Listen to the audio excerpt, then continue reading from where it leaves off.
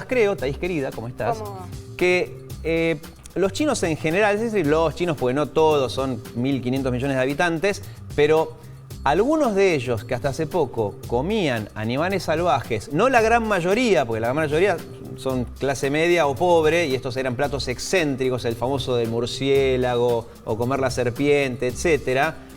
Por culpa de esa gente que como excentricidad les gustaba comer esas cuestiones, existen los mercados, o existían, porque lo están sacando a todos, los mercados en donde había animales salvajes vivos, y para cómo estaban todos hacinados. Y ahí empezó todo. Ahí tenés otra cosa buena que va a quedar de esto, porque ya el gobierno chino dijo... No sabemos. Bueno, al menos lo dijeron, ¿no? Sí, pero es temporario ese cierre de los mercados. Ahí está el tema de la cuestión, pero es interesante varias cosas. En un principio se había difundido esto de la famosa sopa con el murciélago muerto, pero como vos decís, hay que ir atrás, ¿no?, de toda la cuestión, y que tiene que ver básicamente con nuestro vínculo con los animales salvajes, ¿no? Con lo que es la vida salvaje, y estos mercados que responden a una demanda, ¿no?, que hay también, porque muchos de estos mercados son la vía de consumo de alimentos para sectores, ¿no?, para una población cada vez más creciente en los países asiáticos, pero sobre todo lo que dicen las organizaciones de conservación son las condiciones que se dan en estos mercados, ¿no?, de vida silvestre, en donde tenés un montón de especies, como vos bien decís, hacinadas, y en donde desde el momento en que el hombre empieza a interactuar, alterar ecosistemas y toma de esos ecosistemas a animales y los pone en otros mercados, da lugar, digamos, fomenta a la proliferación de ciertos virus que, digamos, los animales ya tienen y que después pueden llegar a migrar. Porque esto ya pasó en realidad, mismo en China, el famoso SARS, que era otro coronavirus. Claro, en su momento se limitó a China, mató a 800 personas, pero como se limitó a China, lógicamente no fue tan noticia en el mundo, pero ya había pasado antes esto. Sí, el vínculo de lo que son las enfermedades emergentes con la vida silvestre es algo que históricamente se viene dando, y que si el hombre sigue alterando los ecosistemas de esta forma, es algo que también se espera que pueda continuar. Claro. Hoy no se sabe exactamente cuál fue el animal. Según la Organización Mundial de la Salud, se están haciendo investigaciones en China para identificar cuál fue el animal puntual que permitió, digamos, el salto del virus entre lo que son los animales y el ser humano, porque se habla de que quien puede haber sido el animal primario era el murciélago, pero está lo que se denomina el huésped intermedio, que justamente puede llegar a ser un mamífero, como en otras enfermedades anteriores. El pangolín. Bueno, sobre el pangolín... Te sorprendí con eso, Muy bien, sí, el pangolín, para quienes no saben, es un mamífero. De hecho, se considera, según WWF, como el mamífero que tiene mayor tráfico ilegal en Asia y en África, porque es muy atractivo por la carne y también por, digamos, su superficie. Se utiliza también en lo que es el tráfico ilegal. Como hay regulaciones, porque es una especie en peligro crítico de extinción, al haber regulaciones en las cuales no se puede justamente cazar al animal, eso fomenta todo un tráfico ilegal. Que eso también es lo que hay que diferenciar, lo que son mercados de animales que teóricamente se pueden comercializar y aquellos que también por diferentes regulaciones generan todo un mercado que, al ser ilegal, las condiciones entonces son peores en estos mercados. Claro, están escondidos, guardados en un lugar que no nos vea nadie, y eso genera el hacinamiento de los animales y de las personas. O sea, y ahí es el contacto, digamos,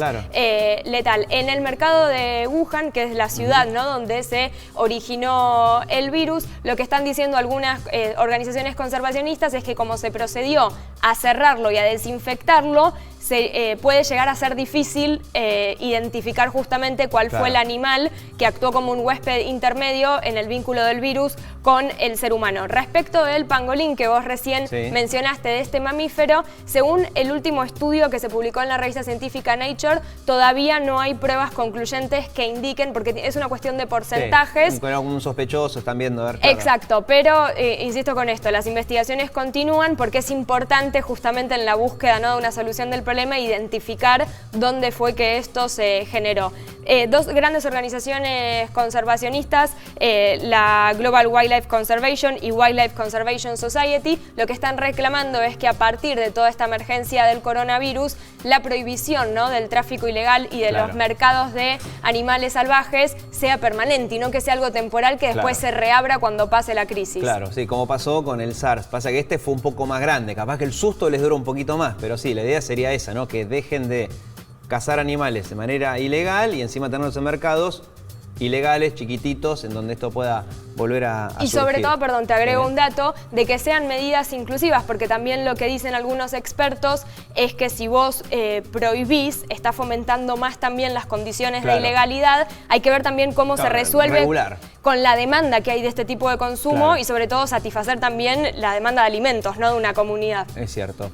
Y a propósito de esto del coronavirus, también hizo que se cierren parques nacionales o más cerca, el ecoparque. Así es, hubo distintas medidas. Bueno, estos días creo que fue la noticia, ¿no? Vimos escuchando cómo se iban suspendiendo distintas actividades. En el caso de áreas naturales en la Argentina tenemos unas placas para repasar cómo fueron las suspensiones a lo largo del territorio del país y también dentro de la ciudad de Buenos Aires. No sé si están, pero como vos bien dijiste, todos los parques nacionales, en un principio habían sido algunos, a partir de este lunes se tomó la medida desde la Administración Nacional que todos los parques nacionales suspenden el ingreso a visitantes, así como también a todas las distintas áreas protegidas. Y en el caso de la ciudad de Buenos Aires, se informó desde el Ministerio de Ambiente local que también estaba cerrado al público el acceso al ecoparque, al Jardín Botánico y a las 2 reservas ecológicas, la de Costanera Azul y Lago Lugano.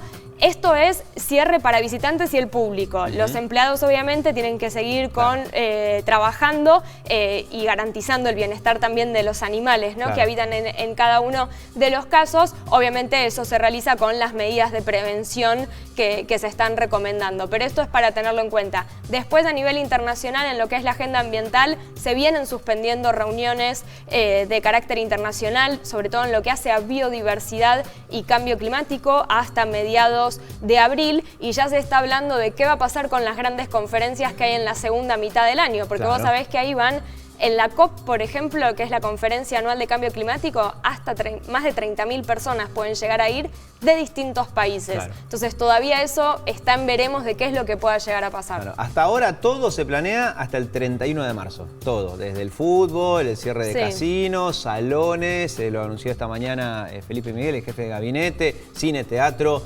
Los shoppings siguen abiertos, pero con ciertas limitaciones. Bares y restaurantes siguen abiertos, con ciertas limitaciones, pero todo hasta el 31 de marzo.